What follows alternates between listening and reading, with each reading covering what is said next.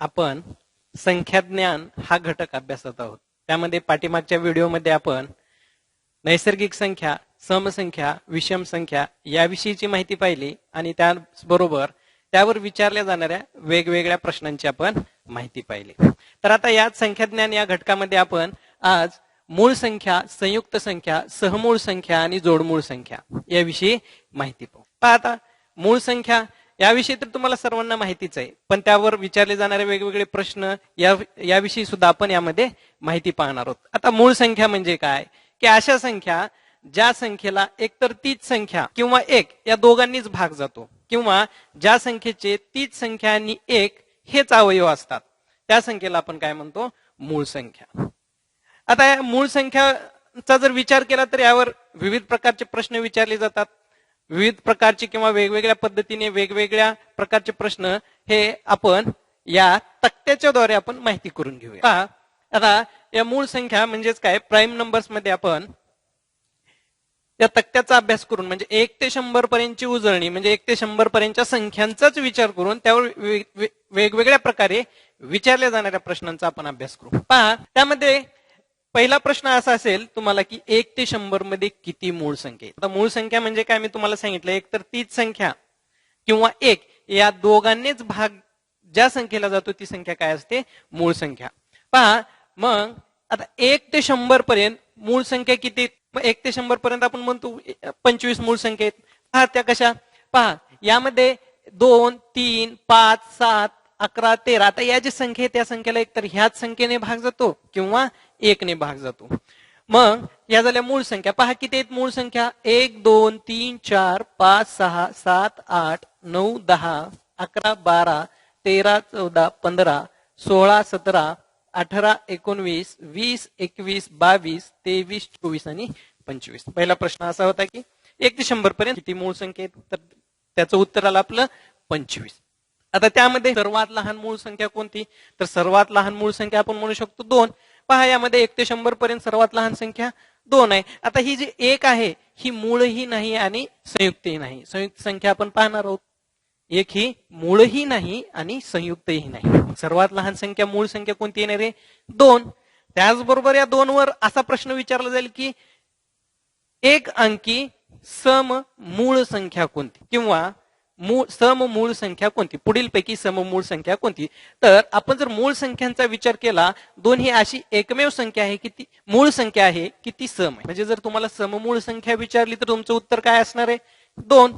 त्यानंतर जर तुम्हाला असा प्रश्न विचारला की एक अंकी सर्वात मोठी मूळ संख्या, एक अंकी सर्वात मोठी मूळ संख्या. पहा 1 पासून ते 9 पर्यंतच्या अंकाचा विचार केला तर हे सर्व काय आहेत, एक अंकी. मग यामध्ये एक अंकी सर्वात मोठी मूळ संख्या कोणती असणार आहे आपली, 7. त्यानंतर असा प्रश्न विचारतील 2 अंकी सर्वात लहान मूळ संख्या कोणती, मग 2 अंकी संख्यांचा विचार करा. त्यावेळेस आपण 10 पासून ते 99 पर्यंतचाच विचार करू. मग 2 अंकी सर्वात लहान मूळ संख्या काय येणार आहे आपली, 11. परत प्रश्न 2 अंकी सर्वात मोठी मूळ संख्या, 2 अंकी सर्वात मूळ संख्या असणार आहे आपली 97. बरोबर. आता त्यानंतर परत असा प्रश्न की 1 ते 50 पर्यंत किती मूळ संख्या, सर्वांनाच माहिती आहे 15 मूळ संख्येत. मग 1 ते 50 पर्यंतच्या मूळ संख्यांची बेरीज 328 येईल साधारणतः. त्यानंतर असा प्रश्न येईल तुम्हाला की 1 ते 25 पर्यंतच्या मूळ संख्यांची बेरीज, त्यानंतर 1 ते 100 पर्यंतच्या मूळ संख्यांची बेरीज. अशा प्रकारचे वेगवेगळे प्रश्न तुम्हाला विचारले जातील. आता यामध्ये तुम्हाला काय करायचे आहे, 1 ते 15 पर्यंतच्या मूळ संख्यांची बेरीज, 1 ते 50 पर्यंतच्या मूळ संख्यांची बेरीज आणि 1 ते 100 पर्यंतच्या मूळ संख्यांची बेरीज ही तुम्हाला काढायची. पहा त्यानंतर आपण पाहूया संयुक्त संख्या. आता या संयुक्त संख्या कंपोजिट नंबर्स. आता या संयुक्त संख्या ज्या मूळ संख्येत ज्या आपण 1 ते 100 पर्यंतच्या मूळ संख्या पाहिल्या, आता या मूळ संख्यांच्या व्यतिरिक्त एक आणि मूळ संख्या, आता हा एक मूळही नाही आणि संयुक्त नाही. मग एक आणि ह्या ज्या मूळ संख्या आहेत यांच्या व्यतिरिक्त ज्या संख्या असणार आहेत, यांच्या व्यतिरिक्त ज्या संख्या असणार आहेत त्यांना आपण संयुक्त संख्या म्हणतो. मग आता संयुक्त संख्या पहा, 2 ही मूळ आहे, 3 ही मूळ आहे, मग 4 संयुक्त झाली, 5 मूळ आहे, 6 संयुक्त झाली, 7 मूळ आहे, 8, 9, 10 या संयुक्त संख्या झाल्या. मग यावर विचारतील प्रश्न तुम्हाला की सर्वात लहान संयुक्त संख्या कोणती, सर्वात लहान संयुक्त संख्या येणार आहे तुमची 4. सर्वात लहान समसंयुक्त संख्या ती सुद्धा आपली 4च येणार आहे. एक अंकी एकूण संयुक्त संख्या किती, एक अंकी एकूण संयुक्त संख्या पहा, 1 2 3 4 एक अंकी म्हटले, हे 10 पकडायचं नाही कारण हे 2 अंकी होईल. म्हणजे एक अंकी संयुक्त संख्या किती झाल्या? 4. पहा 3 प्रश्नांचं उत्तर तुमचं 4च येणार आहे. कोणतं कोणतं? सर्वात लहान संयुक्त संख्या 4, सर्वात लहान समसंयुक्त संख्या 4, एक अंकी संयुक्त संख्या किती? तर उत्तर किती येणार आहे? 4. 1 2 3 आणि 4. सर्वात लहान 3 अंकी संयुक्त संख्या, सर्वात लहान 3 अंकी संयुक्त संख्या काय असणार आहे? बघा संयुक्त संख्या कशी बनते? 2 किंवा 2 पेक्षा अधिक संख्यांच्या गुणाकाराने ही संयुक्त संख्या बनते. पहा जर आपण 4चा जर विचार केला तर 2 गुणिले 2 बरोबर 4. त्यानंतर जर 6चा विचार केला 2 गुणिले 3 बरोबर 6. म्हणजे 2 किंवा 2 पेक्षा अधिक जे संख्यांच्या गुणाकाराने ही काय होते? संयुक्त संख्या बनते. मग यामध्ये तुम्हाला प्रश्न विचारतील, वेगवेगळे वाक्य देतील संयुक्त संख्यावरचे आणि पुढील पैकी बरोबर वाक्य कोणतंही विचारतील आणि मग त्यामध्ये एक वाक्य असणार आहे तुमचं, संयुक्त संख्या 2 किंवा 2 पेक्षा अधिक संख्यांच्या गुणाकाराने बनते. हे सुद्धा तुम्हाला माहित असलं पाहिजे. मग संयुक्त संख्यामध्ये सर्वात मोठी 2 अंकी संयुक्त संख्या, सर्वात मोठी 2 अंकी संयुक्त संख्या काय असणार आहे? 99. सर्वात लहान 2 अंकी संयुक्त संख्या 10, सर्वात लहान 2 अंकी संयुक्त संख्या. अशा विविध प्रकारचे प्रश्न तुम्हाला संयुक्त संख्येवर सुद्धा विचारतील. किंवा 1 ते 50 पर्यंत एकूण संयुक्त संख्या किती? 1 ते 50 पर्यंतच्या जर संयुक्त संख्याचा जर आपण विचार केला तर 1 ते 50 मध्ये एकूण मूळ संख्या किती आहेत? 15. मग 15 आणि हा 1 म्हणजे एकूण 16 संख्या जर 1 ते 50 मधून जर वजा केली तर आपल्याला मिळणाऱ्या संख्या काय आहेत? संयुक्त संख्या. परत 1 ते 100 पर्यंत 74 संयुक्त संख्या आहेत. म्हणजे या 25 मूळ संख्या, 1 ते 100 पर्यंतच्या या 25 मूळ संख्या आणि हा एक अंक म्हणजे हा एक मूळही नाही आणि संयुक्त नाही, अधिक 1 बरोबर झाले आपले 26. मग जर आपण 100 मधून जर 26 वजा केलं तर आपल्याला उत्तर मिळणार आहे 74. म्हणजे एकूण संयुक्त संख्या किती? 74. आता यामध्ये तुम्हाला काय करायचंय? यामध्ये 1 ते 50 पर्यंतच्या संयुक्त संख्यांची बेरीज किंवा 1 ते 25 पर्यंतच्या संयुक्त संख्यांची बेरीज किंवा 1 ते 100 पर्यंतच्या संयुक्त संख्यांची बेरीज ही तुम्हाला काढायची.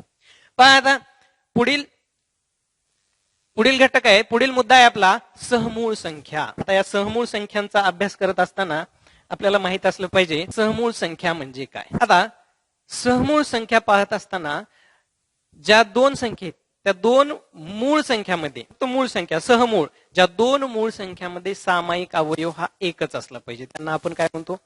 सहमूळ संख्या. त्यामध्ये पहा जर आपण 2 आणि 3 किंवा 3 आणि जर 5 घेतलं, 3 आणि 5 ह्या सहमूळ संख्या आहेत. पहा कशा त्या आपल्याला माहित आहे की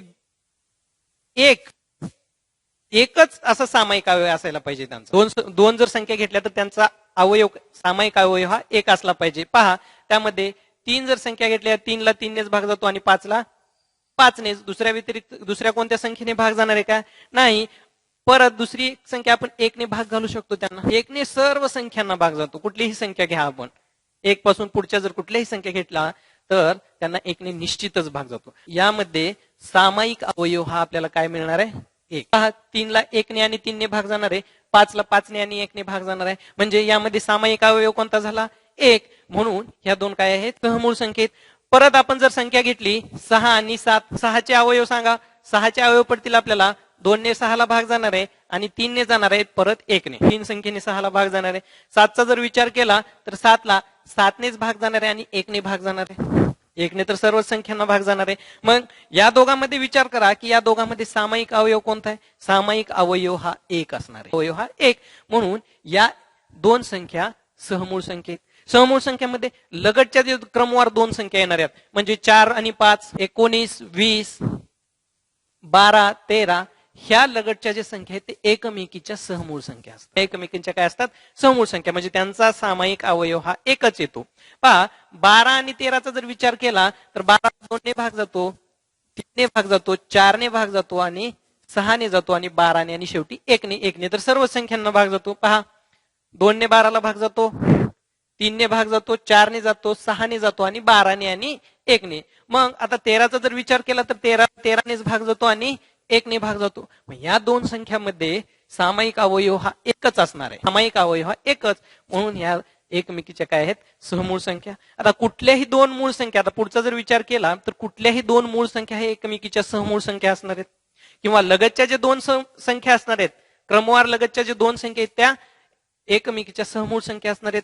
आता सहमूळ संख्यांचाच विचार करत असताना या दोन समूळ कुठल्याही दोन सहमूळ संख्यांचा मसावी हा एकच असणार आहे आणि त्यांचा लसावी हा त्या दोन संख्यांचा गुणाकार असणार आहे. आता पुढे जोडमूळ संख्या, पुढे पाहूया आपण जोडमूळ संख्या. जोडमूळ संख्या म्हणजे काय की आपल्याला ह्याचे दिलेले आहेत किंवा आपण काढलेले ज्या मूळ संख्या आहेत या मूळ संख्यामध्ये जर आपण निरीक्षण केलं तर अशा काही संख्या मिळतील की त्या दोघांमध्ये फक्त दोनचा फरक असणार आहे. त्या दोघांमध्ये दोनचा फरक असणार आहे, दोघांमध्ये दोनचा फरक. अशा मूळ संख्या ज्यांची वजाबाकी केली तर उत्तर आपलं 2 येणार आहे, किंवा ज्या अशा मूळ संख्या ज्यामध्ये दोनचा फरक असणार आहे अशा मूळ संख्यांना आपण जोडमूळ संख्या म्हणतो. त्या संख्यांना काय म्हणायचं? जोडमूळ. पहा यामध्ये 3 आणि 5 मध्ये दोनचा फरक आहे, किंवा अशा मूळ संख्या शोधा की ज्यामध्ये फक्त एक हाच अंक येणार आहे किंवा एक संयुक्त संख्या येणार आहे, त्यांना आपण जोडमूळ संख्या म्हणतो. पहा यामध्ये आपण 3 आणि 5चा विचार केला आणि 5 आणि 7चा विचार केला तर यांच्यामधला फरक 2चा येणार आहे आणि यांच्यामधला फरक 2चा येणार आहे, म्हणून या काय झाल्या? जोडमूळ संख्या. मग आता जोडमूळ संख्या 1 ते 100 पर्यंत किती जोडमूळ संख्या आहेत? तर 1 ते 100 पर्यंत आपल्याला जोडमूळ संख्यांच्या ज्या जोड्या आहेत या जोड्या आपल्याला 8 मिळून जातील. मग अशा प्रकारे आपण मूळ संख्या, संयुक्त संख्या, सहमूळ संख्या आणि जोडमूळ संख्या यांचा अभ्यास केला. आता यावर विचारले जाणारे वेगवेगळे प्रश्न, मी प्रश्न काही लिहून दिलो नाही पण मी तुम्हाला सांगितलं की कशा प्रकारचे प्रश्न विचारले जातील. अशा वेगवेगळ्या प्रकारे किंवा काही माझ्याकडून जर काही राहिलं तर तुम्ही सुद्धा वेगवेगळ्या दृष्टिकोनाने विचार करून वेगवेगळे प्रश्न तयार करा आणि वेगवेगळे प्रश्न तयार करून त्यांची व्यवस्थित मांडणी आणि त्यांची उत्तरं शोधा तुम्ही. म्हणजे या घटकावर कुठलाही जरी प्रश्न विचारला तर त्यावर तुम्हाला कुठलीही अडचण येणार नाही. आपण संख्याज्ञान हा घटक अभ्यासात आहोत. त्यामध्ये आपण नैसर्गिक संख्यांची माहिती आपण पाहिलेली आहे. त्यामध्ये समसंख्या, विषम संख्या यावरची विचारले जाणारे प्रश्न यांचा अभ्यास केलाय. आता नैसर्गिक संख्या म्हणजे काय तुम्हाला सांगितलेलं आहे की 1 पासून या नैसर्गिक संख्यांची सुरुवात होते. 1 पासून या नैसर्गिक संख्यांची सुरुवात होते. मग हे 1 पासून असे अनंतापर्यंत या संख्या वाढत जाणार आहेत. 1, 2, 3, 4, 5, 6, 100, 2000, लाख असे ही नैसर्गिक संख्या वाढतच जाणार आहेत. म्हणजे सर्वात मोठी नैसर्गिक संख्या आपल्याला कळणार आहे का? नाही, ती संख्या वाढतच जाणार आहे. संख्या वाढतच म्हणजे आपल्याला सर्वात मोठी नैसर्गिक संख्या आपल्याला सांगता येणार नाही. पण जर प्रश्न असा विचारला की सर्वात लहान नैसर्गिक संख्या कोणती, तर सर्वात लहान नैसर्गिक संख्या ही 1 येणार आहे, कारण सुरुवातच तिथून होणार आहे. नैसर्गिक संख्यांची सुरुवातच 1 पासून होणार आहे, म्हणून सर्वात लहान नैसर्गिक संख्या कोणती असणार आहे? आपली 1. मग त्यावरचे प्रश्न आपण पाहिले. किंवा अशा प्रकारचे प्रश्न विचारतील 1 अंकी नैसर्गिक संख्या किती, 2 अंकी किती, 3 अंकी किती, हे तुम्हाला काढता आलं पाहिजे. आता पहा आपण पाहूया पूर्ण संख्या, होल नंबर्स. आता या पूर्ण संख्या, आता ज्या नैसर्गिक संख्या आहेत या नैसर्गिक संख्येमध्ये जर आपण शून्य हा घेतला, 1, 2, 3, 4 अशा अनंतापर्यंतच्या संख्या, म्हणजे 0 पासून 0, 1, 2 म्हणजे या नैसर्गिक संख्यामध्ये जर आपण 0 घेतला तर ह्या संख्या काय होणार आहेत? पूर्ण संख्या. मग पूर्ण संख्यांची सुरुवात कुठून होणार आहे? 0 पासून. मग पूर्ण संख्या 0, 1, 2, 3, 4 अशा वाढतच जाणार आहेत. सर्वात मोठी पूर्ण संख्या आपल्याला सांगता येणार आहे का? नाही, सर्वात मोठी पूर्ण संख्या सुद्धा आपल्याला सांगता येणार नाही. फक्त लक्षात ठेवा की पूर्ण संख्यांची सुरुवात ही 0 पासून होते आणि पुढे वाढतच जाते. यांना आपण पूर्ण संख्या म्हणू शकतो. त्यानंतर पहा पूर्णांक संख्या. आता या पूर्णांक संख्यांना इंटिजर्स म्हटलं जातं.